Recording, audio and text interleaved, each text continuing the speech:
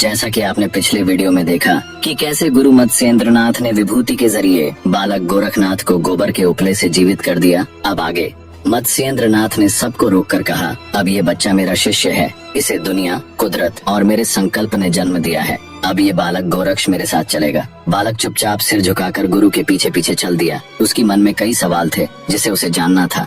यहीं से गुरु शिष्य की नई कहानी शुरू हुई। मत्स्येंद्रनाथ ने पहली ही रात गोरक्षनाथ को समझाया कि जिंदगी, आत्मा और साधना क्या है। बोले, शिष्य बनना मतलब अपने आप को एक खाली बर्तन जैसा बना लो ताकि उसमें गुरु का ज्ञान आसानी से आ सके। गोरक्षनाथ ने गुरु की हर बात ध्यान से सुनी। उसका मन हमेशा कुछ नया जानने को उत्सुक रहता था। गुरु मत्स्येंद्रनाथ ने गोरक्षनाथ को बहुत से विशेष सिद्धियों का ज्ञान देना प्रारंभ कर दिया।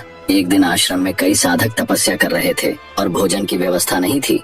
मत्स्येंद्रनाथ ने गोरक्षनाथ से कहा, बेटा, सभी साधक भूखे हैं, जाकर उनके लिए कहीं से भोजन लेकर आओ। गोरक्षनाथ अपनी झोली लेकर निकल पड़ा। रास्ते में उसे एक घर दिखाई दिया। वह द्वार पर गया और बड़ी विनम्रता से भिक्षा मांगी। माता, भूखे साधकों के लिए कुछ भोजन दीजिए। लेकिन गृहिणी ने न केवल उसे भिक्षा देने से इनकार कर दिया बल्कि उसे ताने भी दे दिए। खुद मेहनत करो, ऐसे ही मांगते फिरते हो, न जाने कहां कहां से आ जाते हैं, भागो यहाँ से।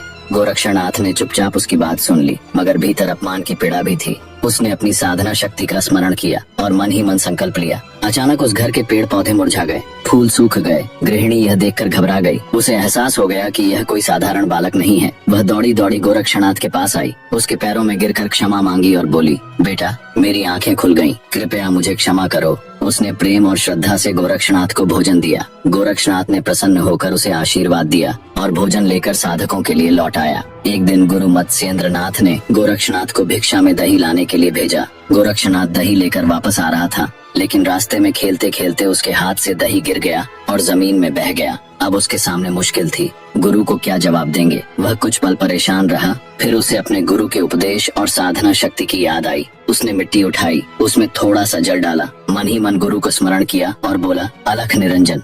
आश्चर्य की बात यह हुई कि मिट्टी धीरे धीरे दही में बदल गई। गोरक्षनाथ दही लेकर गुरु के पास पहुंचा। गुरु ने जब दही का स्वाद लिया तो वह बिल्कुल ताजे दही जैसा ही था। मत्स्येंद्रनाथ मुस्कुराए और बोले, यह तुम्हारे अतुट गुरु भक्ति के कारण ही संभव हो पाया।